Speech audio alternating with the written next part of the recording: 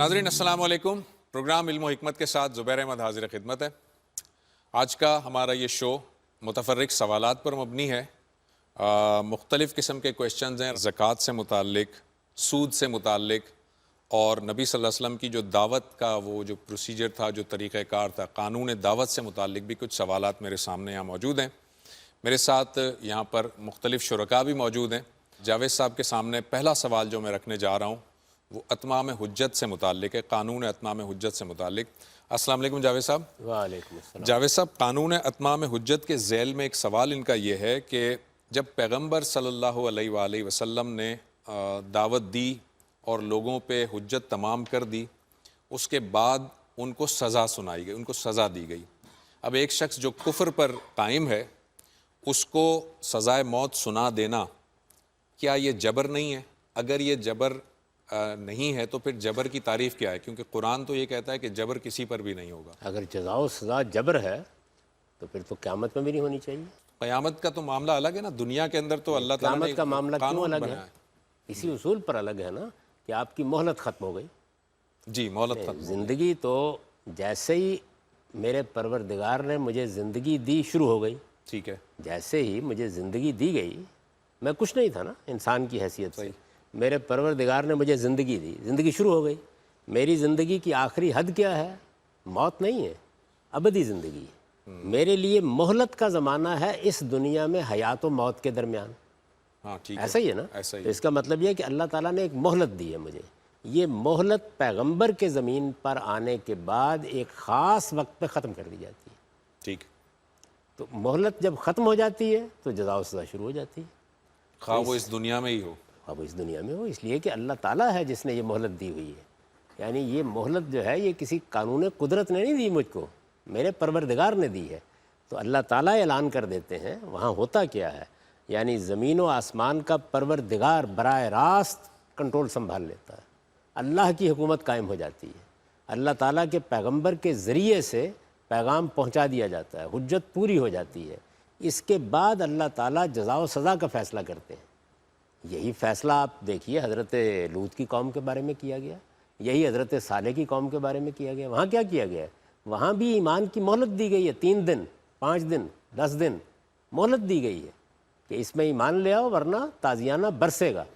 فرق صرف اتنا ہے کہ موت کی سزا دینی کس نے ہے؟ وہاں فرشتوں کے ذریعے سے دی گئی، یہاں انسانوں کو حکم دیا گیا کہ دے دو۔ تو یہ جزا و سزا ہے، مہلت ختم ہو گئی ہے۔ اب مہلت کے بعد تو سزا ہونی ہے یا جزا ہونی ہے؟ گویا یہ جو جبر کا لفظ ہم استعمال کرتے ہیں وہ مہلت سے پہلے کے لیے، عرصہ مہلت کے لیے، مہلت کے اندر۔ یعنی جب تک خدا نے موقع دیا ہے اس وقت تک کوئی جبر نہیں ہے۔ ٹھیک۔ وہ تو آپ قرآن میں ذرا پڑھیے کہ جب وہ مہلت ختم ہو جائے گی تو پھر فرشتے گھسیٹتے ہوئے لائیں گے، صحیح۔ تو پھر جزا ہونی ہے، پھر سزا ہونی ہے۔ بس فرق اتنا ہے کہ وہ جزا و سزا جو سب کے لیے قیامت میں ہونی ہے وہ رسول کے منکرین کے لیے دنیا میں شروع ہو جاتی ہے۔ ٹھیک ہے۔ اچھا، ان کا دوسرا کویشچن اسی ذیل میں ہے۔ آپ نے ابھی فرمایا کہ نبی صلی اللہ علیہ وسلم کے زمانے میں ایک خاص وقت تک مہلت دی گئی، اس کے بعد جو ہے وہ تازیانہ برسایا گیا۔ تو وہ سوال ان کا یہ ہے کہ وہ جو خاص وقت تھا وہ کیا اس دن ختم ہو گیا جس دن یہ آخری آیت نازل ہوئی، الیوم اکملت لکم دینکم واتممت علیکم نعمتی، یا اس کی کوئی خاص تاریخ ہے جو آپ بتا سکیں؟ اس دن ختم ہوئی جس دن سورہ توبہ میں 4 مہینے کی مہلت ختم ہوئی، اس دن ختم ہو گئی۔ اس کے بعد جو موقع دیا گیا وہ 2 چیزیں تھیں۔ ایک یہ کہ جن لوگوں تک یہ اعلان پہنچانا ابھی ممکن نہیں ہے ان کو حج اکبر تک مہلت مل گئی۔ ٹھیک ہے۔ اس میں بتا دیا گیا کہ وَأَذَانٌ مِّنَ اللَّهِ إِلَى النَّاسِ یوم الحج الاکبر۔ یہ مہلتیں ہی تو بتائی جا رہی ہیں، تاریخیں بتائی جا رہی ہیں۔ پہلے 4 مہینے کی مہلت دی گئی۔ ظاہر ہے کہ اس زمانے میں ریڈیو نہیں تھا، ٹیلی ویژن نہیں تھا، اخبارات نہیں تھے، دور دراز علاقے تھے۔ ایک ہی موقع تھا جس میں اعلان عام کیا جا سکتا تھا، وہ حج اکبر، وہ حج اکبر تھا، تو وہ دیے گئے۔ حج اکبر کے بعد پھر مزید 50 دن دیے گئے۔ تو قرآن نے کہا ہے فَإِذٍ سَلَخَ الْأَشْهُرُ الْحُرُمُ، یعنی اس وقت چونکہ 10 ذو الحج ہوگی جب اعلان کیا جائے گا تو اس کے بعد ایک حرام مہینہ آ رہا ہے، 30 دن اس کے اور 20 دن یہ، تو 50 دن کی مزید مہلت گئی۔ پھر کہا گیا فَإِذٍ سَلَخَ الْأَشْهُرُ الْحُرُمُ، جس دن یہ حرام مہینے ختم ہوں گے یعنی محرم کی آخری تاریخ، مزید مہلت دے دی گئی۔ اس میں ایک اور مہلت بھی دی گئی، وہ یہ کہ یہ سب جب دار و گیر جزا و سزا شروع ہو گئی تو اس میں ایک آدمی آ کے کہتا ہے کہ جی مجھ تک تو دعوت پہنچی نہیں، اس کے بارے میں بھی استثناء بیان کیا گیا. تو یہ سب کچھ قرآن نے بیان کر دیا ہے. ہماری یہ بدقسمتی ہے کہ کتاب الہی ہمارے تدبر کا موضوع ہی نہیں ہے. تو اس وجہ سے تو تاریخیں پوچھ رہے ہیں مجھ سے. یہ تاریخیں تو قرآن میں لکھی ہوئی موجود ہیں ساری کی ساری. یہ کیا ہوا ہے؟ 4 مہینے، پھر اس کے بعد حج اکبر کے موقع پر اعلان عام، اس کے بعد حج اکبر کے بعد مزید 50 دن، پھر اللہ تعالیٰ نے فرمایا کہ اب آخری سزا دے دی جائے. ٹھیک ہے. ہمارے ہاں اکثر علماء جو زکوٰۃ کا نصاب بیان کرتے ہیں وہ 7.5 تولے سونا یا 52 تولے چاندی بیان کرتے ہیں. اب موجودہ زمانے میں 52 تولے چاندی جو ہے نا وہ تقریباً تولے سے بھی کم میں بنتی ہے. تو یہ کس طرح بیان کر دیتے ہیں؟ میرے نزدیک تو جو نصاب ہے یہ ایگزمپشن ہے بنیادی طور پر. یعنی رسالت مآب صلی اللہ علیہ وسلم نے اپنے زمانے کے حالات کے لحاظ سے ایگزمپٹ کیا ہے بعض چیزوں کو. تو نصاب بھی یہی چیز ہے. اور چاندی ہی کو حضور نے نصاب مقرر کیا تھا. 52.5 تولے کے قریب چاندی تھی جس کو آپ نے کہا کہ اس سے کم پر زکوٰۃ نہیں لوں گا میں. چاندی کو یعنی 52.5 تولہ چاندی کو لوگوں نے اس زمانے میں سونے کی قیمت سے متبادل Equivalent رکھا. کیا. ہاں تو یہ وہ سونا چلا آ رہا ہے. تو اصل چاندی ہے اس میں. لہٰذا چاندی ہی حضور کا چاندی سونے کے بارے میں مقرر کردہ نصاب چاندی ہے. باقی جو چیزیں نئی پیدا ہو گئی ہیں ان کے بارے میں اجتہادی طور پر ہم نصاب مقرر کریں گے، حکومتیں نصاب مقرر کریں گی. سونے چاندی کے لیے حضور کے زمانے کا نصاب چلا آ رہا ہے، اس کو تبدیل کرنے کی کوئی ضرورت نہیں، لیکن وہ ایگزمپشن ہے اصل میں. لیکن یہ کہ علماء جو اب بیان کرتے ہیں 7.5 تولہ، تو کیا وہ نہیں اس کو فرق کرتے ہیں؟ نہیں، وہ تبادلہ کیا گیا ہے اصل میں. یعنی وہ کوئی نصاب الگ سے نہیں ہے. اصل نصاب چاندی ہے، وہ یہ فرما رہے ہیں. خمسۃ و اواق کے الفاظ ہیں. چاندی ہے جو نصاب مقرر کی گئی. چاندی کو سونے میں اس زمانے کی قیمت کے لحاظ سے بدلا گیا تھا. اچھا جاوید صاحب، اسی سوال سے ایک یہاں پر ملتا جلتا سوال ہے کہ چاندی جو آپ فرما رہے ہیں 52.5 تولہ یا جو 52 تولہ چاندی، آج ہم دیکھتے ہیں پریکٹیکلی بہت سارے سفید پوش افراد ایسے ہیں، بہت سارے ایسے گھرانے ہیں جن کی اگر کل اثاثہ لیا جائے تو وہ شاید 52 تولہ چاندی سے زیادہ ہوگا، لیکن پھر بھی وہ اتنے مفلوق الحال ہیں کہ وہ زکوٰۃ ادا نہیں کر سکتے، بلکہ شاید ان کو زکوٰۃ کی ضرورت ہوتی ہے. تو اب ایسی صورت میں کیا کیا جائے؟ پریکٹیکلی ایسے بہت سارے موجود ہیں گھرانے. نہیں، کل اثاثے سے کیا مراد ہے؟ یہ تو سونے چاندی کا نصاب ہے نا. باقی چیزوں کے بارے میں تو آپ بتائیے نا کس چیز پہ آپ لینے چاہ رہے ہیں، وہ اس کو پریکٹیکل کیجئے. گھر کے سامان پر کوئی زکوٰۃ نہیں ہے، ذاتی استعمال کی کسی چیز پر کوئی زکوٰۃ نہیں ہے، عوامل پیداوار پر کوئی زکوٰۃ نہیں ہے. تو اب آپ بتائیے کہ کس چیز پر لے جا رہے ہیں، تو پھر میں سوال کا جواب دوں. یہ چاندی چونکہ بہرحال عام استعمال کے زیورات سے زیادہ ہوتی ہے. عام استعمال کے جو زیورات ہیں جو عورتیں پہنتی ہیں عام طور پر، ان کو بھی نکال وہ بھی ذاتی استعمال، اس پر بھی کوئی زکوٰۃ نہیں ہے. تو اگر اس کے بعد آپ کے پاس کوئی چاندی موجود ہے تو کوئی آپ لمٹ مقرر کریں گے نا، کیونکہ اس زمانے میں سونا اور چاندی ہی دولت ہوتی تھی جو لوگ گھر میں رکھتے تھے. تو آج کے زمانے میں آپ کے پاس کرنسی نوٹ ہوں گے یا اور کوئی چیز ہوگی، اس کے نصابات ہم مقرر کریں گے. مقرر کریں گے. جی جناب سر، ماں کا اور بیٹے کا رشتہ یا بیٹی کا رشتہ ایسا ہے کہ دیکھا یہ گیا ہے کہ اولاد جتنی مرضی نافرمانی کرے ماں باپ کی، لیکن ایونچولی اگر صدقے دل سے معافی مانگے تو اللہ تعالیٰ نے ماں کا مزاج کچھ ایسا تخلیق کیا ہے کہ وہ اولاد کو معاف کر دیتی ہے. اور کچھ پسندیدہ عمل اللہ تعالیٰ کی ذات کی طرف سے بھی ایسا ہی ہے کہ معاف ہی کر دینا چاہیے. تو جو اللہ تعالیٰ کی ذات خود انسان سے ماؤں سے بھی زیادہ پیار کرتی ہے، وہ کیسے پاسبل ہے کہ وہ سب کو یا جو بھی اس کے نافرمان لوگ ہیں ان کو ایک دائمی عذاب یا عذاب دے گا قیامت کے بعد؟ تو آپ نے اللہ تعالیٰ کی بات اس کا مطلب ہے سنی نہیں. کہتے ہیں ان اللہ لا یغفر ان یشرک بہ ویغفر ما دون ذلک. میرے مقابل میں آ کے لوگوں کو شریک ٹھہرانے کی جسارت مت کرنا، یہ معافی کے قابل نہیں ہے. اس کے نیچے جو کچھ بھی ہے جب چاہوں گا معاف کر دوں. تو وہاں بھی معافی ہے، لیکن اپنے آپ کو معافی کا مستحق بنائیے. اگر ماں کا گریبان پکڑے رکھیں گے تو وہ بھی نہیں کرے گی معاف. تو سرکشی اختیار نہیں کرنی چاہیے. اللہ بھی بہت معاف کرنے والے ہیں. وہ تو کہتے ہیں لا تقنطوا من رحمت اللہ، اللہ کی رحمت سے کبھی مایوس نہ ہو. لیکن اللہ تعالیٰ کے مقابلے میں سرکشی اختیار کرنا، بے پرواہی اختیار کرنا، یہ ناقابل معافی جرم ہے. اس کو استکبار کہا جاتا ہے. اور اس کے بارے میں اللہ تعالیٰ نے اعلان کر دیا ہے کہ کوئی مستکبر تکبر کرنے والا اللہ کے مقابلے میں، حق کے مقابلے میں، وہ جنت میں نہیں جائے گا، اونٹ سوئی کے ناکے میں داخل ہو سکتا ہے. ٹھیک ہے. حتیٰ یلج الجمل فی سم الخیاط۔ الخیاط۔ جاوید صاحب یہ کویشچن ہے، یہ ایک صاحب ہیں، وہ کہہ رہے ہیں کہ میں مسجد میں جب جاتا ہوں اپنے بچے کو لے کے جاتا ہوں اور اپنے ساتھ کھڑا کرتا ہوں تو عام طور پر وہاں کے امام صاحب کہتے ہیں بچوں کو پیچھے کر دیں، اور بچے پیچھے جاتے ہیں تو مجھے بھی ایک خدشہ رہتا ہے کہ پتہ نہیں کہیں چلا نہ جائے یا شرارت کرتے ہیں، اور جب امام صاحب سے اس بات میں بات کی جاتی ہے تو وہ کہتے ہیں کہ پیغمبر صلی اللہ علیہ وسلم نے بچوں کی الگ صفیں بنائی تھیں، عورتوں کی الگ بنائی تھیں، لہٰذا وہ بچوں کو پیچھے کر دیتے ہیں، اس کی وجہ سے میں بھی نماز ادا نہیں کر سکتا۔ آپ کی رائے جاننا چاہتا ہوں۔ یہ وہی المیہ ہے، یعنی ایک ہوتا ہے دین، اور ایک چیز یہ ہے کہ حالات کے لحاظ سے آپ کچھ تدبیریں اختیار کرتے ہیں نظم و نسق کے لیے۔ مثلا رسالت میں آپ صلی اللہ علیہ وسلم نے مسجد بنائی، تو مسجد بنانا یہ تو دین تھا، لیکن مسجد کیسی بنائی جائے، اس میں محراب ہونی چاہیے نہیں ہونی چاہیے، وضو خانہ ہونا چاہیے نہیں، یہ تدبیر کی چیزیں ہیں۔ اب مدینہ ایک چھوٹی سی بستی ہے، اس کے اندر آپ صف بندی کا کوئی بھی طریقہ اختیار کر لیں، صحیح، یعنی محفوظ ہیں لوگ۔ آج کل کا زمانہ ایسا نہیں ہے، والدین کے لیے ناگزیر ہو جاتا ہے کہ بچوں کو اپنے ساتھ کھڑا کریں، یہ کوئی دین کا حکم نہیں ہے، یہ تدبیری نوعیت کی چیزیں ہیں۔ آپ یہ دیکھیے، یہی تدبیری نوعیت کی چیز جو ہے یہ حرم میں ممکن نہیں ہوتی۔ ہاں نہیں ہوتی، آپ صحیح، طواف کر رہے ہوتے ہیں، اچانک نماز کھڑی ہو جاتی ہے۔ میں نے تو حرم میں یعنی عورتوں کے ساتھ کھڑے ہو کے، بچوں کے ساتھ کھڑے ہو کے نمازیں پڑھی، کوئی معنی نہیں ہوتا اس میں۔ تو یہ تدبیری چیزوں کو دین بنا نہیں لینا چاہیے۔ میں آپ سے عرض کرتا ہوں کہ میں ایسے دسیوں لوگوں سے ملا ہوں جو بڑے ہوئے اور ان کے الحاد کی وجہ یہی مسجد میں attitude، پڑھنے والی ڈانٹ ہو گئی، یہی ایٹیٹیوڈ تھا، صحیح، الحاد کی وجہ یہ بن گئی۔ تو ہمارے علماء کو، ہمارے ائمہ مساجد کو ذرا بلند ہو کے سوچنا چاہیے کہ کیا چیزیں دین ہیں، کیا چیزیں کلچر ہوتی ہیں، کیا چیزیں تدبیر ہوتی ہیں، ان کے معاملے میں اپنے زمانے، اپنے حالات کا رعایت کرنی چاہیے۔ میں ایک ایسی بستی میں رہتا رہا ہوں کہ جہاں ہمارے بچے اگر باہر سڑک کے اوپر نکلیں اور وہ اطمینان کے ساتھ پھرتے رہیں تو معلوم ہے کہ وہاں کوئی خطرہ نہیں ہے۔ کیا یہ پاکستان کی ہر گلی میں ہے؟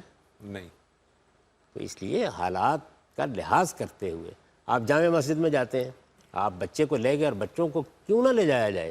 اس لیے کہ بچے آج نہیں جائیں گے ہمارے ساتھ۔ یہ ٹھیک ہے کہ ہر آدمی کو لحاظ کرنا چاہیے کہ بچہ اس عمر میں ہو کہ جس میں وہ کچھ سمجھتا ہو۔ ایسا تو نہیں ہے نا کہ آپ شیرخوار بچوں کو لے کے چلے جائیں گے۔ تو اگر بچہ کچھ سمجھتا ہے، وہ دھیان سے اپنی صف میں کھڑا ہو جاتا ہے تو کوئی حرج نہیں ہے۔ اچھا، رسالت مآب صلی اللہ علیہ وسلم کے زمانے میں بھی عورتوں نے بچے، یعنی خود آپ نے فرمایا کہ میں یہ دیکھتا ہوں کہ بچے کے رونے کی آواز آ رہی ہے تو میں نماز کو مختصر کر دیتا ہوں۔ صحیح، صحیح، صحیح، صحیح، ان چیزوں کا لحاظ کرنا، شفقت کے ساتھ پیش آنا۔ آج کے زمانے میں آپ اگر یہ کہیں کہ جی فلاں جگہ بچوں کو کھڑا کر دیجئے، بھائی آدمی کی نماز میں وہ بچے ہی کو دیکھتا رہے گا۔ یہ سب کہا جاتا ہے کہ رمضان میں جو بھی عمل کرتا ہے اس کا اجر بڑھ جاتا ہے، اور گناہ جو ہے نا وہ معاف ہونا شروع ہو جاتے ہیں، کمی کوتاہیاں اس کی تلافی ہو جاتی ہے۔ اب جو معاملات حقوق العباد لوگوں کے ساتھ کمی کوتاہیاں ہوئی ہوتی ہیں، کیا ان کی معافی یا ان کی تلافی کرنی پڑے گی؟ حقوق العباد کی یہ معافی اس طرح نہیں ہوتی۔ یہ معافی کی سب بشارتیں اللہ تعالیٰ سے متعلق باتوں میں ہیں، یعنی وہ کوتاہیاں جو کسی عبادت میں ہو گئیں، وہ کوتاہیاں جو بندے اور خدا کے درمیان بہت سے معاملات ہیں ان میں ہو گئیں، تو ان کی معافی کی آپ توقع کر سکتے ہیں۔ وہ بہت رحیم کریم ہے، وہ بعض اوقات جمعہ پڑھنے سے معاف ہو جاتی ہیں، روزہ رکھنے سے معاف ہو جاتی ہیں، عمرے سے معاف ہو جاتی ہیں۔ جو کہا ہے نا کہ آدمی عمرہ کرے، حج کرے، تو ایسے ہی ہے کہ جیسے وہ ماں کے پیٹ سے پیدا ہوا ہے۔ تو یہ وہ کون سے گناہ ہیں؟ وہ گناہ جو اللہ تعالیٰ کے حوالے سے ہوتے ہیں۔ وہ گناہ جس میں بندے کا حق تلف ہو گیا یا بندے کے ساتھ زیادتی ہو گئی ہے، ان میں اللہ تعالیٰ سے تو معافی مانگنی ہی ہے، اس بندے سے معافی مانگنی ضروری ہے، اور اگر آپ نے اس کا کوئی حق مارا ہے تو اس کی تلافی ضروری ہے۔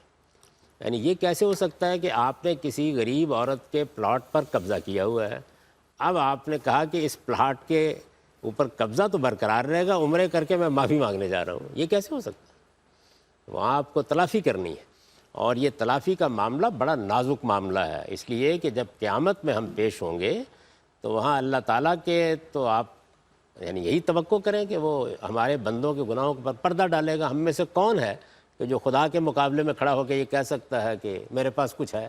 صرف رحمت کی توقع ہے جس پر ہم سب جی رہے ہیں، لیکن بندہ، کیا بندہ بھی اللہ تعالیٰ کی طرف تو درگزر کرے گا؟ وہ تو کھڑا ہو جائے گا اس موقع کے اوپر، جس کے ساتھ زیادتی کیا، جس کا حق مارا ہے۔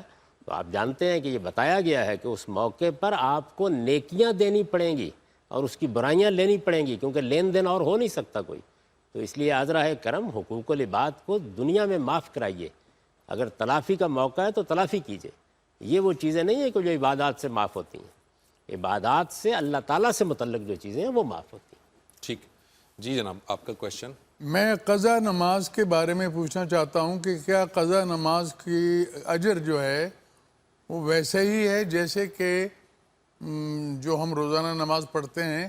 میں اپنے بارے میں اس لیے کہہ رہا ہوں کہ میں نے جیسے عرض کیا کہ میں نے نمازیں بہت دیر سے شروع کی ہیں، تو میں فجر کی نماز 12 نمازیں روزانہ پڑھتا ہوں قضا کی، یہ سمجھتے ہوئے کہ اگر اللہ نے مجھے اجازت دی تو 5-6 سال میں میری ساری زندگی کی قضائیں پوری ہو جائیں گی، کم از کم فجر کی. تو کیا یہ قضا نماز اور جو ہم روزانہ نماز روٹین میں پڑھتے ہیں ان کا اجر ایک ہے یا کوئی فرق ہے؟ سوال بہت اچھا ہے. آپ کے خیال میں اگر اس کا جواب دینے کے لیے کہا جائے تو عام طور پر کیا جواب ملے گا؟ عام طور پر کیا جواب ملے گا؟ جواب تو یہی عام طور پر یہی سوچا جاتا ہے کہ قضائے عمری تو کرنی ہی ہے آپ کو ہر حال میں وہ کرنی. پوچھ رہے ہیں کہ کیا میری جو قضا نہیں، نمازیں وہ یہ ملتا ہے کہ اس کا اجر تھوڑا ہوگا، یعنی قضا کا اجر کم ہوگا اور جو ٹائم پہ پڑھی گئی ہے اس کا اجر زیادہ ہوگا. اب اس فقیر کا جواب سنیے. سیدنا مسیح علیہ السلام نے کیا خوبصورت تمثیل بیان کی ہے. وہ کہتے ہیں کہ ایک چرواہے کی اگر 100 بھیڑیں ہیں، ان میں سے ایک بھیڑ گم ہو جائے تو وہ اپنی ان بھیڑوں کو چھوڑ کر اس بھیڑ کو ڈھونڈنے نکل کھڑا ہوتا ہے. مل جاتی ہے تو پھر اس کو اپنے بازوؤں میں اٹھا لیتا ہے، پھر اس سے بہت پیار کرتا ہے. ایسا ہی ہے نا، خدا بھی یہی کرتا ہے. یعنی آپ کی نمازیں قضا ہوئیں، آپ نے غلطی کی، کوتاہی کی، اب آپ لوٹے ہیں، تو یہ حضرت مسیح کے چرواہے کی کھوئی ہوئی بھیڑ ہے. یہ خدا کو بہت عزیز ہے. اس لیے آپ کا اس اہتمام سے قضا نماز پڑھنا یہ اس نماز سے کہیں زیادہ باعث اجر ہو جائے گا انشاءاللہ. مطمئن رہیے اس بات پر. جی آپ کا سوال. ڈاکٹر صاحب وہ گزارش یہ ہے کہ رسول اللہ صلی اللہ علیہ وسلم کا جو ارشاد پاک ہے وہ بڑا اس میں کیٹیگوریکل ہے کہ انسانی جسم میں ایک ایسا عضو ہے، گوشت کے لوتھڑے سے بھی تعبیر کیا گیا ہے، کہ جو صحیح ہے تو سارا جسد جو ہے وہ صالح ہے ورنہ نہیں. اور اسے کہا آپ نے فرمایا کہ وہ قلب ہے، اور آپ نے 3 مرتبہ اسے فرمایا. اور اللہ تعالیٰ خود بھی قلب کے بارے میں کافی کچھ کہتا ہے، اور یہ بھی کہتا ہے کہ اللہ تعالیٰ آڑ بن جایا کرتا ہے، تو لوگوں باز رہا کرو گناہوں سے. تو ہمارے ہاں بھی ہم ڈاکٹرز کو سنتے ہیں کہ جب تک یہ ہارٹ بلڈ کو پمپ کرتا رہتا ہے انسانی زندگی قائم رہتی ہے، اور جیسے ہی یہ سیز کرتا ہے تو انسانی زندگی چلی جاتی ہے. تو یوں لگتا ہے کہ بظاہر یہ ہیومن انیٹمی میں جو ایک آرگن ہے ہارٹ، یہ وہی چیز ہے، اور چونکہ بہت وہ امپورٹنٹ ہے. لیکن بعد میں ہم نے دیکھا کہ وائٹل آرگنز ہارٹ کے علاوہ بھی ہیں، البتہ ہارٹ پھر بھی رہتا ہے. ہم اکثر یہ بھی سنتے ہیں کہ میرے قلب میں یہ خیال پیدا ہوا، میرے دل میں خیال پیدا ہوا، لیکن عموماً پھر یہ سنتے ہیں نفسیات میں کہ خیال تو ذہن میں پیدا ہوتا ہے. آپ کو کیا لگتا ہے کہ اللہ تعالیٰ نے قلب سے جو مراد لیا ہے وہ واقعی وہ ہیومن انیٹمی ہے یا وہ کوئی اور چیز ہے؟ یہ انسان کی اصل شخصیت کے مکان کا ذکر ہے. مکان. یعنی ہماری جو شخصیت ہے اس کے 2 حصے ہیں. ایک حصہ وہ ہے جس کو ہم جسم کہتے ہیں یا قالب کہتے ہیں. یہ پانی مٹی کے آمیزے سے تیار ہوا ہے، اب بھی ایسا ہی تیار ہوتا ہے، صرف اس کی صورت بدل گئی ہے. یعنی وہی سارے عناصر اب سبزی گوشت اس صورت میں اندر جاتے ہیں، ایک فیکٹری ان کو پروسیس کرتی ہے اور اس کے بعد وہ عمل شروع ہو جاتا ہے. اس سے کیا چیز بنتی ہے؟ اس سے جسم بنتا ہے. جسم.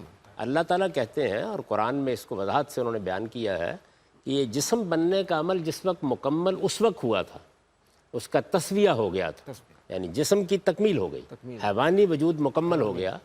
اس کے بعد میں نے نفخ کے ذریعے سے انسانی شخصیت دی تھی. اب بھی یہی ہوتا ہے، یعنی 120 دن میں کم و بیش انسان کا قالب تیار ہو جاتا ہے.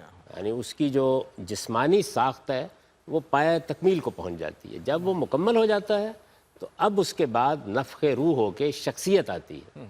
اب یہ جو شخصیت آتی ہے یہ انویزیبل ہے، غیر مرئی ہے. کیا اچھی بات. یعنی یہ آپ اس کو دیکھ نہیں سکتے، اس کو میز پر نہیں لا سکتے، اس کا تجزیہ نہیں کر سکتے، اس کو خردبین کے نیچے نہیں رکھ سکتے.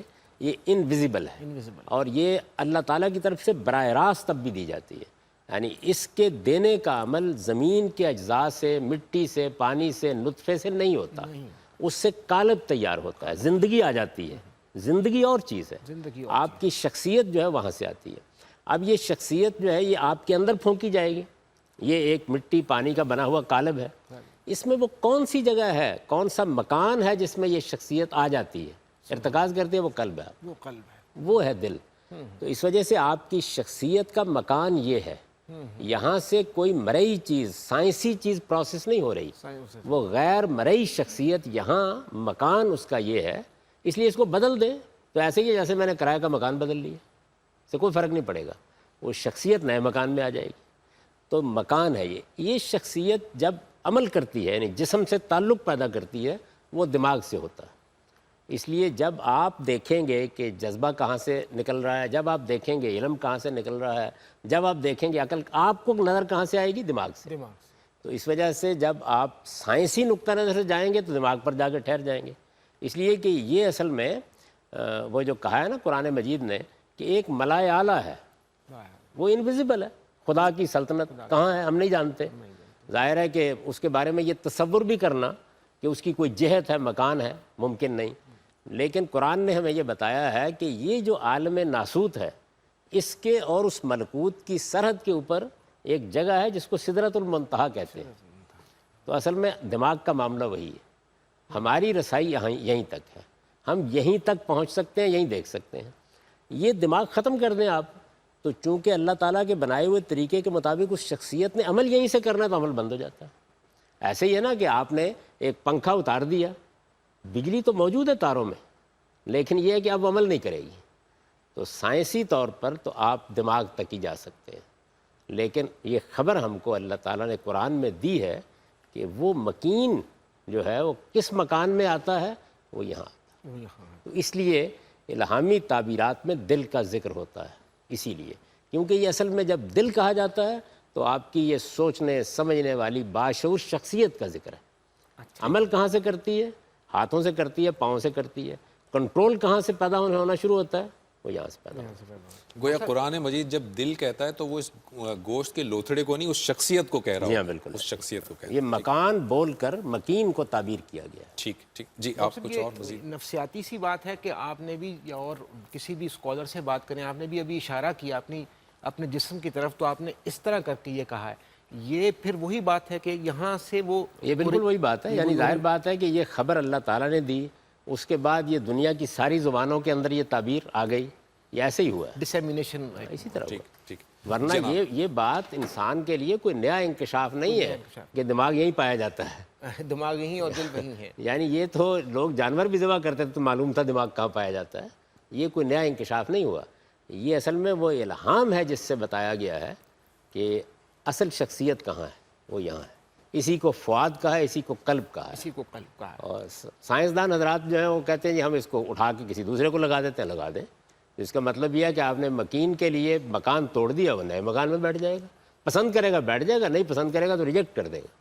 جاؤ جی ذکر آیا ہے زمانے کا، فتنے کے زمانے کا، اور اس میں جو اس کی ڈیفینیشن ہے وہ جو ہمیں سمجھ میں آتی ہے وہ یہ ہے کہ جہاں پہ صحیح اور غلط کی جو فرق ہے وہ کرنا بہت مشکل ہو جائے۔ آج اگر دیکھیں تو آج ایسے ہی نظر آتا ہے، بہت سے مسائل ایسے ہیں جس میں صحیح اور غلط کی تمیز کرنا بہت ہی مشکل ہوتا ہے۔ اس سلسلے میں مسلمانوں کو، عام مسلمانوں کو انڈیویجول لیول پہ کیا کرنا چاہیے، اسٹیٹ کو کیا کرنا چاہیے؟ عام مسلمان تو بالکل روشنی میں کھڑے ہیں اگر وہ صحیح رویہ اختیار کریں، اس لیے کہ کسی اور قوم کو، کسی اور گروہ کو کوئی فتنہ متاثر کر سکتا ہے کیونکہ ان کے پاس ابدی حتمی روشنی نہیں ہے۔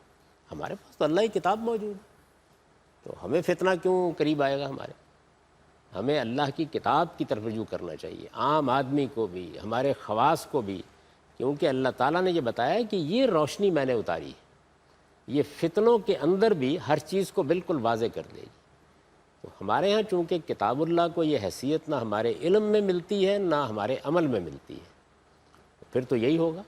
اس لیے کہ آپ فتنوں سے روایتوں کی بنیاد پر، لوگوں کے افکار کی بنیاد پر، تاریخی چیزوں کی بنیاد پر نجات نہیں پا سکتے، ان کی 10 تعبیریں ہو جائیں گی۔ ہمارے پاس اللہ کی کتاب ہے، اللہ کی کتاب کے بارے میں قرآن خود اللہ کی کتاب یہ بیان کرتی ہے کہ وہ لوگوں کو دین کے معاملے میں قائم بالقسط کرنے کے لیے لے یقوم الناس بالقسط، لوگ بالکل دین کے معاملے میں انصاف پر قائم رہیں، وہ اس لیے آئی ہے کہ لِیَحْکُمَ بَیْنَ النَّاسِ فِی مَخْتَلَفُوا فِی، لوگوں کے اختلافات میں ایک اتھارٹی بن کے فیصلہ کر لے. اس لیے آئی ہے کہ وہ ایک فرقان ہے، اور اس کے بارے میں یہ اطمینان دلایا گیا ہے کہ فتنوں کے ہجوم میں بھی لا یاتی الباطل من بین یدیہ ولا من خلفہ، باطل اس کے آگے پیچھے سے داخل نہیں ہو سکتا. تو اس لیے فتنوں کے معاملے میں وہ قومیں گھبرائیں جن کے پاس کوئی روشنی نہیں ہے. ہمارے پاس تو اللہ کی کتاب موجود ہے. جی ڈاکٹر صاحب، میرا سوال یہ ہے کہ آج کل ہمارے معاشرے میں مسجدیں ہیں، کہیں دیوبندی ہیں، کہیں بریلوی ہیں، تو ان میں بڑا فرق ہے. جو لوگ دیوبندی ہیں تو کیا ان کے پیچھے نماز پڑھے تو جائز ہو جاتی ہے؟ کیونکہ وہ کہتے ہیں کہ جی ان کے پیچھے نماز ہی نہیں ہوتی. جی ہر مسجد اللہ کی مسجد ہے، اور اللہ کی عبادت کے لیے جو جگہ بنائی جائے گی اس میں ہم نماز پڑھیں گے. ہر مسلمان کے پیچھے نماز پڑھیں گے. جو آدمی بھی یہ کہتا ہے کہ میں مسلمان ہوں، ہماری نماز اس کے پیچھے ہوگی اور ہم ضرور پڑھیں گے. اور یہ جو نماز ہوگی، بھائی نماز میری ہے، میں نے پڑھی ہے، میں اپنے پروردگار کے سامنے کھڑا ہوا ہوں. یہ ٹھیک ہے کہ میں یہ دیکھتا ہوں کہ بھائی مسلمانوں کی عبادت گاہ ہے، لیکن میں آپ سے عرض کرتا ہوں کہ باہر کے ملکوں میں تو لوگ چرچ میں نماز پڑھ رہے ہوتے ہیں. یعنی بہت سے موقعوں کے اوپر جب کہا گیا لوگوں سے کہ کوئی نماز پڑھنے کی جگہ نہیں ہے تو چرچ کے دروازے کھول دیے انہوں نے. بالکل وہی جو رسالت باب صلی اللہ علیہ وسلم نے کیا تھا. یعنی جب وہ وفد کے لوگ آئے ہیں تو آپ نے مسجد میں ان کو اپنی اور عبادت باہر کرنے آپ کے لیے، باہر ایک ہاتھ باندھ کے پڑھ رہا ہے، ایک ہاتھ کھول کے پڑھ رہا ہے، سب ایک اس ساتھ سے کوئی جماعت فرق نہیں پڑتا. ہر مسلمان کے پیچھے اطمینان کے ساتھ نماز پڑھیے. باقی کسی چیز کی تعبیر میں، کسی چیز کو سمجھنے میں اختلاف ہو گیا، یہ انسانی معاملہ ہے. ایک گروہ یہ کہتا ہے کہ رسالت مآب صلی اللہ علیہ وسلم کے زمانے میں جو طریقہ رہا ہے اس طریقے میں کوئی آپ دائیں بائیں سے اضافہ بھی نہ کریں، اس کے اندر تو کوئی بھی اضافہ نہیں کرتا یا کمی نہیں کرتا. اس لیے کہ نماز، اذان وہ اسی طرح دی جا رہی ہے جیسے حضور کے زمانے تھی. تو نماز میں بھی جو ہم نے پڑھنی ہے جا کے، ہم تو پیچھے نماز پڑھیں گے نا، تو نماز میں بھی الحمدللہ کوئی تغیر نہیں ہوا، وہ بالکل ایک سنت ثابتہ کے طور پر قائم ہے، اسی طریقے سے پڑھائی جا رہی ہے. تو کوئی مسئلہ نہیں ہے. اس سے پہلے کچھ لوگ کہتے ہیں جی ہم فلاں ذکر کرنا چاہتے ہیں یا اس طرح ہی کوئی چیز کرنا چاہتے ہیں. ہو سکتا ہے مجھے یا آپ کو اس سے اختلاف ہو کہ یہ اس موقع پر نہیں کرنا چاہیے، لیکن ایک دوسرا آدمی اس کے بارے میں ایک رائے دیتا ہے تو اس کو اس کا حق دینا چاہیے کہ وہ آپ سے مختلف رائے قائم کر سکتا ہے. آپ اس کی رائے کو صحیح نہیں سمجھتے، یہ آپ کا حق ہے، اور وہ اپنی رائے کو صحیح سمجھتا ہے یہ اس کا اور اس کا خیال ہے کہ یہ کوئی بدعت نہیں ہے، یہ کوئی غلطی نہیں ہے، تو اس کو بھی یہ کہنے کا حق دیجیے. یہ جو ہمارے ہاں یہ مسئلہ پیدا ہو گیا نا کہ ہم اپنی تحقیق، اپنے نقطہ نظر کو اللہ کا الہام یا وحی سمجھ لیتے ہیں. میں نے دین کو سمجھا، مجھے ایک متواضع طالب علم کی جگہ کھڑے ہو کے بات کرنی چاہیے. میں ایک عام انسان ہوں، مجھے اللہ تعالیٰ نے محدود علم دیا ہے، اس میں نے اپنی صحیح کر کے دین کو سمجھا ہے. میں اپنی بات بیان کر رہا ہوں، ہو سکتا ہے میں غلط سمجھ گیا ہوں، ہو سکتا ہے دوسرے آدمی کی رائے مجھ سے زیادہ صحیح ہو. تو اس وجہ سے یہ جب آپ یہ رویہ اختیار کریں گے کہ جو آپ نے کر دیا بس کر دیا. مجھ سے ابھی ایک مجلس میں لوگ سوال کر رہے تھے بدعت کے بارے میں، تو میں نے عرض کیا کہ اگر آپ مجھ سے پوچھیں کہ بدعت کیا ہے تو میں یہ کہوں گا کہ اپنی طرف سے دین بنانا بدعت ہے، اس میں کوئی شبہ ہی نہیں ہے. جب بھی کوئی شخص دین کی بات کرے گا تو اس سے پہلا سوال یہ کیا جائے گا کہ دین کوئی آپ کا فلسفہ نہیں ہے، یہ محمد الرسول اللہ صلی اللہ علیہ وسلم کی ہدایت ہے. تو آپ بتائیے کہ یہ کام محمد الرسول اللہ صلی اللہ علیہ وسلم کے قول، فعل، تقریر و تصویب سے ثابت ہے؟ لازماً پوچھا جائے گا. یہ ہم میں سے ہر ایک کو پوچھنا چاہیے. لیکن قرآن مجید کی کسی آیت، رسالت مآب صلی اللہ علیہ وسلم کی کسی ارشاد کی ایک آدمی تعویل کرتا ہے، وہ میرے نزدیک تعویل غلط ہے، لیکن وہ دیانتداری کے ساتھ اس کا وہی مطلب سمجھتا ہے، اس کو بدعت نہیں کہتے. اس میں ہمارا اس سے اجتہادی اختلاف ہے، بس اس سے زیادہ کچھ نہیں. تو آپ ذرا بات کر کے دیکھیے، یہ جو مختلف مسلمانوں کے علماء ہیں، علماء سے، عام آدمی کی میں بات نہیں کرتا ہوں، بعض وقت غلط بات کر دیتا ہے. آپ بریلوی علماء سے بات کریں، آپ دیوبندی علماء سے بات کریں، آپ اہل حدیث علماء سے بات کریں، کوئی شخص بھی یہ تصور نہیں کرتا، نہ کوئی بریلوی عالم نہ کوئی دیوبندی عالم، کہ وہ یہ کہے کہ یہ ہے تو بدعت لیکن میں کر رہا ہوں. ایسا نہیں ہے. یعنی وہ کسی چیز کے بارے میں آپ سے مختلف رائے رکھ رہے ہوتے ہیں. یعنی میں نے بریلوی علماء، اچھے علماء کو دیکھا ہے کہ وہ جو بدعتیں فی الواقع ان کے نزدیک بھی بدعتیں ہیں، ان کے اوپر بڑا سخت رویہ اختیار کرتے ہیں، لوگوں کو روکتے ہیں. اس زمانے میں وہ جلیل القدر عالم کہ جن سے گویا بریلوی نقطہ نظر کی ابتدا ہوئی ہے، وہ احمد رضا خان صاحب بریلوی ہیں، آپ ان کے فتاویٰ پڑھیے، آپ کو معلوم ہو جائے گا کہ وہ اس طرح کی باتیں نہیں کرتے تھے جو عام لوگ کر ڈالتے ہیں۔ تو اس لیے مجھے کسی رائے سے اختلاف ہو سکتا ہے، میرا ایک زاویہ نظر ہو سکتا ہے۔ جس موقع کے اوپر ایک آدمی کہتا ہے کہ میرے نزدیک اس آیت کی روح سے یا اس حدیث کی روح سے یہ بات نکلتی ہے، تو وہ تعویل کر رہا ہے، اپنے فہم کو بیان کر رہا ہے۔ میں یہ عرض کر رہا ہوں کہ میرے نزدیک اس کا فہم 100% غلط ہو سکتا ہے، لیکن مجھے اس کے بارے میں یہ کہنے کا کوئی حق نہیں ہے کہ یہ شرک ہے یا بدعت کر رہے ہو۔ تو وہ شرک ہے میرے نزدیک، وہ نہیں مان رہا، اس کو نہیں سمجھ رہا۔ تو یہ موضوع بحث ہے، اس پر دوسرے کو مشرک قرار دے دینا، دوسرے کو بدعتی قرار دے دینا، یہ رویہ صحیح نہیں ہے۔ اس سے فرقہ بندی پیدا ہوتی ہے، اس سے نفرتیں پیدا ہوتی ہیں۔ ایسے موقعوں کے اوپر یہی بات کہنی چاہیے کہ میرے نزدیک دلائل یہ ہیں، اس وجہ سے میں اس چیز کو صحیح نہیں سمجھتا۔ ان کے نزدیک اس کے دلائل یہ ہیں، آپ کا اطمینان ہو تو بہت اچھی بات ہے، کیونکہ ہم میں سے کوئی پیغمبر نہیں ہے اب کہ جس کی بات حتمی حجت بن جائے۔ سب دین کے سچے طالب علم ہیں۔ آپ کو میرا نقطہ نظر زیادہ پسند ہے، آپ اختیار کر لیجئے، کسی دوسرے کو دوسرے کا نقطہ نظر۔ تو اس طرح اس مسلمان امت کو، جس کے بارے میں ہم کہتے ہیں کہ یہ 1.5 ارب ہے، یعنی جب بیان کریں گے تو سب یہی کہیں گے، اہل حدیث بھی یہی کہیں گے، بریلوی بھی یہی کہیں گے، دیوبندی بھی یہی کہیں گے، حنفی، شافعی، مالکی، سب۔ جب آپ مزید بات کریں تو معلوم ہوتا ہے کہ امت تو صرف ہم ہے، یہ ساری رسول اللہ کی امت ہے، سب ہمارے بھائی ہیں۔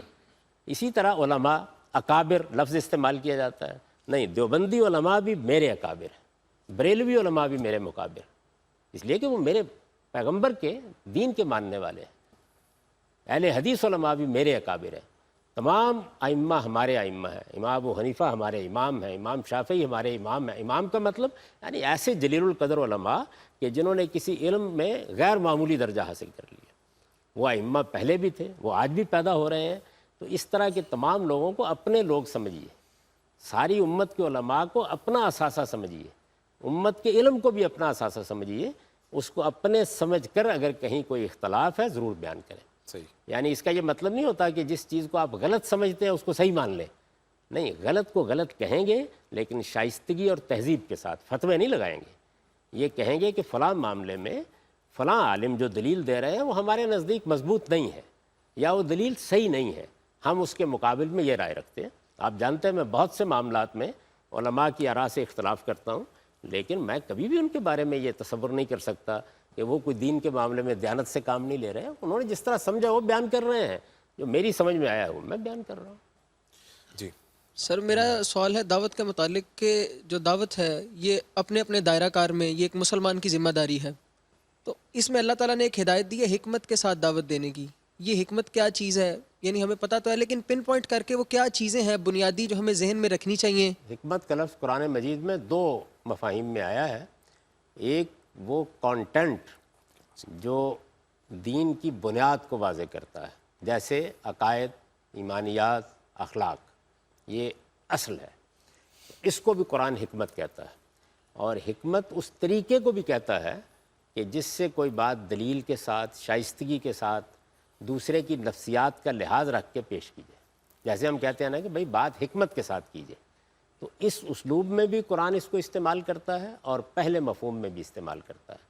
تو یہ جس آیت کا آپ نے حوالہ دیا ہے کہ ادعو الی سبیل ربک بالحکمہ، اس کا مطلب یہ ہے کہ لوگوں کو بلاؤ، دانائی کا طریقہ اختیار کرو، اچھی تدبیر اختیار کرو، استدلال سے بات کرو، شائستگی سے بات کرو، ایسے بات کرو کہ جو دوسرے کو سمجھ میں آئے، اس کی عقل، اس کے علم کے مطابق بات کرو، کلم الناس علی قدر عقولہم۔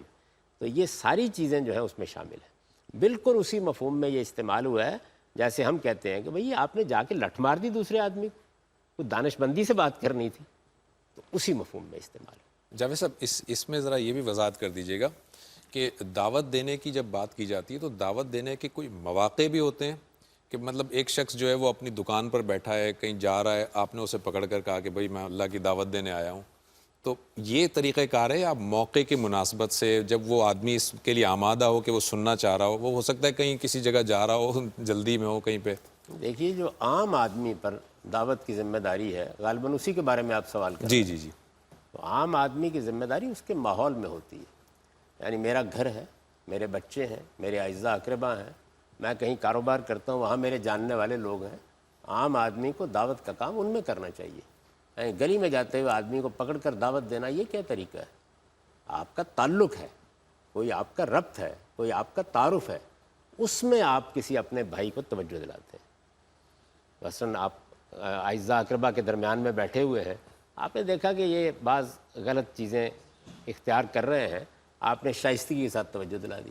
آپ نے اپنے کسی بھائی کو، اپنے کسی عزیز کو، اپنے کسی دوست کو دیکھا وہ کسی غلط بات میں پڑ گیا ہے، آپ ملے اس سے، تعارف پہلے سے موجود ہے، اس میں بھی طریقہ یہ ہے جو حکمت کی بات کہی گئی یا موعظہ حسنہ کی بات کہی گئی کہ اگر بات ایسی ہے کہ جس پر علیحدگی میں توجہ دلانی چاہیے تو پبلک میں عام نہ کیجیے، اگر بات ایسی ہے کہ جس پر الگ سے بیٹھ کے چند لوگوں کے درمیان بات کرنی چاہیے تو اس کا اہتمام کیجیے۔ پھر یہ کہ یہ دیکھیے کہ وہ بات سننے کے لیے تیار ہے، مناسب موقع ہے۔ یعنی آپ کہتے ہیں کہ وہی بیوی بیچاری آٹا گوندھ رہی ہے، شوہر صاحب باہر سے آنے والے ہیں، آپ نے کہا بیوی میں نے تو دعوت دے کے جانا ہے، تو یہ طریقہ ناشائستہ طریقہ ہے۔ عام آدمی پر دعوت کی ذمہ داری اسی لیے دوسرے لوگوں کے لیے ڈالی نہیں گئی، وہ آپ کے ماحول کی ذمہ داری ہے۔ تو ماحول میں پہلے سے آپ کا تعارف ہوتا ہے، پہلے سے تعلقات ہوتے ہیں، ان تعلقات اور روابط میں آپ کا ملنا جلنا بھی ہوتا ہے، اس ملنے جلنے کو بنیاد بنا کر دعوت پیش کی جاتی ہے۔ جناب اقامت دین کا جو کانسیپٹ ہے وہ ہماری ملت کے اندر اختلاف و نزاع کا باعث رہا ہے، اور اس میں جو آپ کا پوائنٹ آف ویو ہے وہ جید علماء جو ہمارے آج کل کے ہیں، ڈاکٹر اسرار احمد یا مولانا مودودی سے مختلف رہا ہے۔ اس کے اندر آپ کی کتاب برہان کے اندر تعویل کی غلطی کے اوپر آپ نے ایک مضمون میں لکھا ہے، لیکن تھوڑا سا اگر آپ تھوڑا عام مسلمانوں کے لیے تھوڑا آسان لفظوں میں اس کانسیپٹ کو تھوڑا سا الیبوریٹ کر دیں کہ اس کو سمجھنے میں عام مسلمانوں کو آسانی ہو کہ یہ مسئلہ تھا کیا اور اس میں سمجھنے میں کیا غلطی ہوئی۔ دیکھیے یہ مسئلہ کبھی تھا ہی نہیں، یہ مسئلہ تو دور حاضر میں پیدا ہوا ہے۔ قرآن مجید کی آیت میں یہ لفظ آیا ہے، آپ دیکھتے ہیں کہ سورہ شورى میں یہ کہا ہے کہ شرع لکم من الدین ما وصى به نوح والذی اوحینا الیک وما وصینا به ابراہیم وموسیٰ وعیسیٰ ان اقیموا الدین۔ یہ یعنی ایسا نہیں ہے کہ یہ اصطلاح کوئی آج پیدا ہوئی ہے، یہ تعبیر قرآن نے اختیار کی ہے۔ تو اس تعبیر کو پچھلی 12-13 صدیوں میں اہل علم سمجھتے رہے ہیں۔ آپ اس پورے ذخیرے پر ایک نگاہ ڈالیں، لوگوں نے ٹھیک سمجھا اس کو۔ اس کا مطلب ہے دین کو اختیار کر لینا، دین پر قائم ہو جانا، یہ اس کا مطلب ہے۔ اس کا سمجھ رہے ہیں نا؟ جی بالکل ٹھیک ہے، یہ بالکل ویسی تعبیر ہے جیسے اقامت صلاۃ ہے، یعنی یہ کوئی نئی بات نہیں ہے، وہی فعل استعمال ہوا ہے، وہاں اس کا مفعول دین ہے، یہاں اس کا مفعول نماز ہے۔ تو آپ تو قرآن کھولتے ہیں تو وہیں پہ یہ تعبیر آ جاتی ہے، ربنا لیقیموا الصلاۃ، اقاموا الصلاۃ، کیا مطلب ہے اس کا؟ اس کا مطلب نماز کو اختیار کرنا، نماز کا اہتمام کرنا، نماز پر قائم ہو جانا، یہ مطلب ہے اس کا، یہی مطلب وہاں ہے، کوئی فرق نہیں ہے دونوں میں۔ اقامت دین کا مطلب ہے دین کو اختیار کر لینا، دین پر قائم ہو جانا، دین کو زندگی بنا لینا۔ تو ظاہر ہے کہ جو چیز بھی آپ قبول کریں گے اس کے بارے میں آپ کا یہی رویہ ہونا چاہیے۔ میں جب نماز پڑھتا ہوں، میں جب روزہ رکھتا ہوں، میں جب کسی بھلے آدمی کے ساتھ بھلائی کرتا ہوں، یا میں کسی کی برائی کے مقابلے میں عفو و درگزر اختیار کرتا ہوں، تو اصل میں اقامت دین کر رہا ہوں، یعنی دین پر عمل پیرا ہوں، دین پر عمل پیرا ہو جانا، دین کو اختیار کر لینا، یہ ہے۔ قائم کرنا کی جو تعبیر بعض اردو مترجمین نے اختیار کی، اس سے غلط فہمی پیدا ہوئی ہے۔ اس کا مطلب ہے زندگی میں قائم کرنا، اپنی زندگی کے اندر دین کو اختیار کر لینا، اور یہی مطلب جلیل القدر اہل علم نے بیان کیا۔ تو اردو ترجموں سے یا فارسی ترجموں سے قائم کنید دین را، بعض اہل علم اس غلط فہمی کا شکار ہو گئے جو دوسروں پر قائم کرنا ہے۔ تو پھر نماز کے بارے میں بھی یہی کہیے کہ اقامت صلاۃ کا مطلب ہے دوسروں کو ڈنڈا پکڑ کے نماز پڑھوانا، نہیں، وہاں جس طرح نماز پڑھنا، نماز کا اہتمام کرنا، نماز پر قائم ہو جانا، نماز کو اختیار کر لینا مطلب ہے، یہاں بھی وہی ہے، یہی اس کا صحیح مفہوم ہے۔ تو جن اہل علم نے یہ غلطی کی ہے ان کو دوسرے اہل علم نے توجہ دلا دی ہے، اس میں بھی ایک طالب علم ہوں، میں نے بھی توجہ دلا دی ہے۔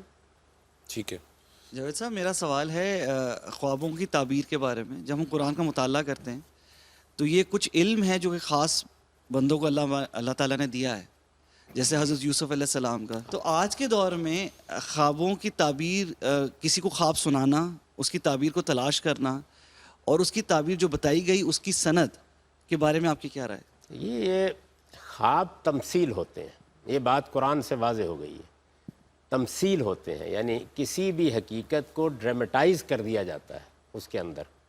مثلا حضرت یوسف کا خواب آپ دیکھیے، قرآن نے بیان کیا ہے کہ میں 11 ستاروں اور سورج اور چاند کو اپنے سامنے سر بسجود دیکھ رہا ہوں. بالکل صحیح ہے, ایسا ہی ہے. اب اس میں کیا کیا گیا ہے؟ ایک واقعہ مستقبل میں پیش آنے والا ہے. وہ واقعہ ہے 11 بھائیوں اور ماں باپ کا ان کی عظمت کا اعتراف کرنا. یہ واقعہ پیش آنے والا ہے. اس واقعے کو ایک تمثیل میں ڈال دیا ہے. اور انہوں نے خواب میں کیا دیکھا؟ انہوں نے خواب میں 11 بھائی نہیں دیکھے, ماں باپ نہیں دیکھے. ماں باپ کی جگہ سورج اور چاند نے لے لی ہے, اور 11 بھائیوں کی جگہ 11 ستاروں نے لے لی. ستارے لے لیں, ٹھیک. اس کے بعد بادشاہ کا خواب دیکھیے, وہ بھی ایک تمثیل ہے. یعنی وہاں پر بالیاں, گائیں, موٹی گائیں, دبلی گائیں, وہ کس چیز کی تعبیر بن گئی ہیں؟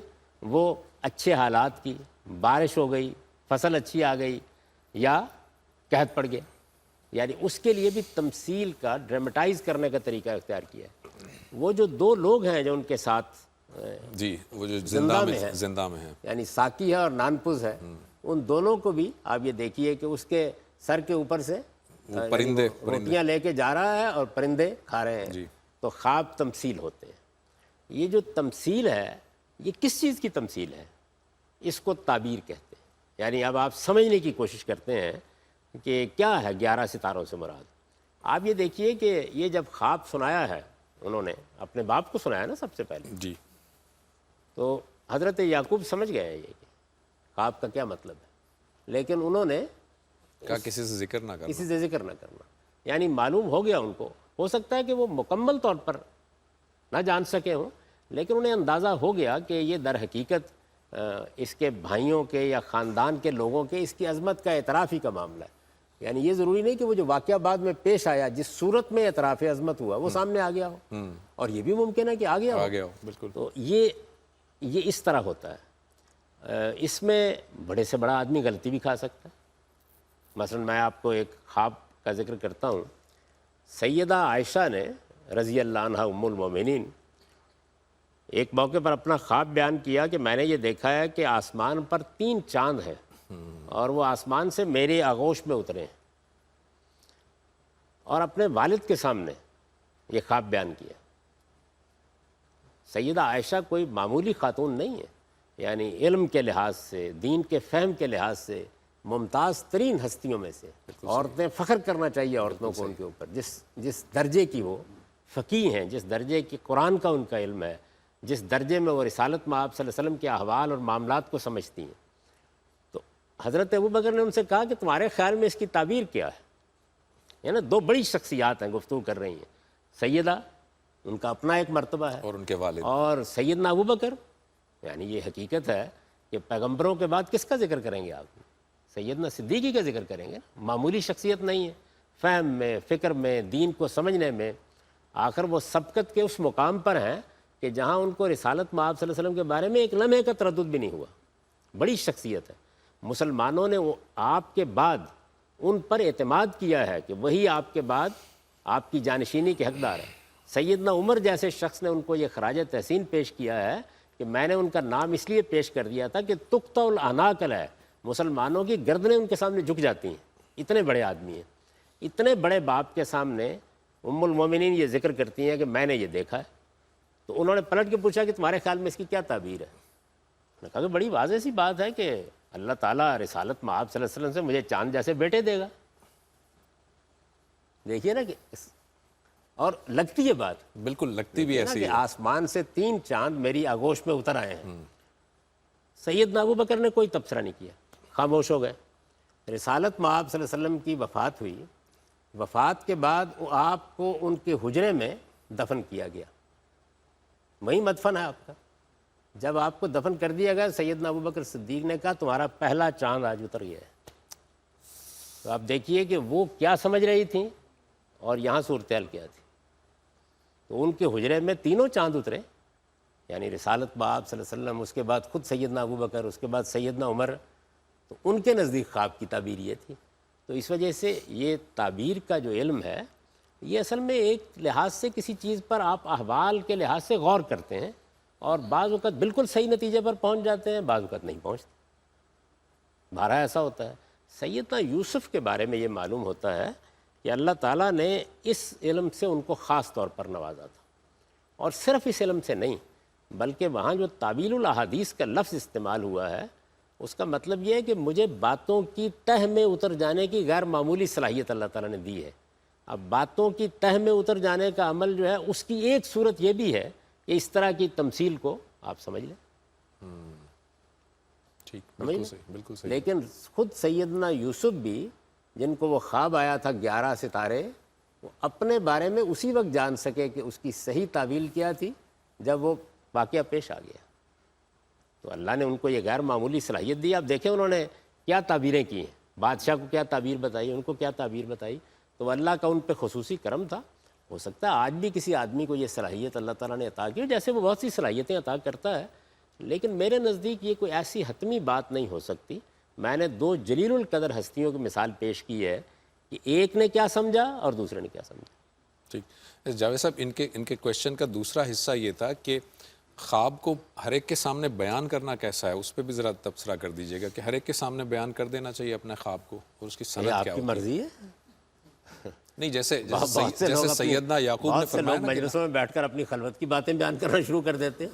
میں اس لحاظ سے کہہ رہا ہوں کہ جیسے سیدنا یعقوب علیہ السلام نے حسد کے ڈر سے جو ہے وہ اپنے بیٹے کو کہا کہ مت بیان کرنا, تو ایسا ہو سکتا ہے کہ آپ کے خاندان میں, آپ کے دوستوں میں کوئی حاسد ہو, آپ کو اگر فیل ہو رہا ہو تو کیا, یعنی مطلب یہ ہے کہ فرض کیجئے کہ آپ اپنے بارے میں کوئی ایسی چیز دیکھتے ہیں جس میں آپ کے لیے کسی برتری, کسی تفوق, کسی بڑی کامیابی کی بشارت ہے, آپ کا احساس ہے یا بالکل واضح ہے کہ یہ چیز موجود ہے, تو اس میں یہ بات ٹھیک ہے کہ احتیاط کرنی چاہیے. اس کی وجہ یہ ہے کہ بسا اوقات دوسرے لوگوں کا رویہ عملاً یا ماحول کے لحاظ سے بڑا خطرناک ہو جاتا ہے. تو یہ ایک احتیاطی چیز ہے جو سیدنا یعقوب نے کہا تھا بچوں کو کہ تم لوگ جب داخل ہونا وہاں پہ, تو قبائلی نوجوان ہیں 10-11, الگ الگ طریقے, وہ شہر میں ایک دروازے سے داخل ہوتے ہیں, تو وہ نہ ہو کہ لوگ خوفزدہ ہو جائیں اور سمجھیں کہ یہ معلوم نہیں کوئی ڈاکو آ گئے ہیں کیا. تو انہوں نے کہا کہ دوسرے دروازے سے داخل ہو جانا تاکہ تمہارے ایک جتھا ہونے کا احساس نہ ہو. ایسا ہی ہے نا. اب دیکھیے یہاں ایک ایک کر کے یہ سارے لوگ آ گئے ہیں, 12-15 لوگ اچانک داخل ہوں تو سب کو خیال ہوگا کہ معلوم نہیں کوئی حملہ کرنے آ گیا ہے, کیا چیز ہوئی ہے. تو یہ تدبیریں ہیں, تو اس طرح کی تدبیر ضرور بتائیے, لیکن یہ کوئی دین کا مسئلہ نہیں ہے. آپ کا دل چاہتا ہے کہ آپ سڑک پہ کھڑے ہو کے اپنے خواب بیان کریں, تو میں کیسے روک سکتا ہوں. جی بہت شکریہ آپ کا جاوید صاحب, آپ نے وقت نکالا. آپ تمام حضرات کا بھی بہت شکریہ. آج ہم نے ناظرین گفتگو کی متفرق سوالات پر, اور بہت سارے اس میں آج انٹرسٹنگ کویشچن اور نئے کویشچنز بھی تھے. آپ کے سوالات بھی کچھ شامل میں کر سکا, کچھ نہیں ہو پائے. اگلی نشست میں آپ کے کچھ اور جو سوالات جو رہ گئے ان کو بھی انشاءاللہ ٹیک اپ کریں گے. آپ کے کچھ اور اگر کویشچنز آپ کے ذہن میں ہوں تو ہمیں اس ای میل ایڈریس پر لکھ بھیجیے ih@duniatv.tv. اگلے پروگرام تک کے لیے زبیر احمد کو اجازت دیجیے. اللہ حافظ.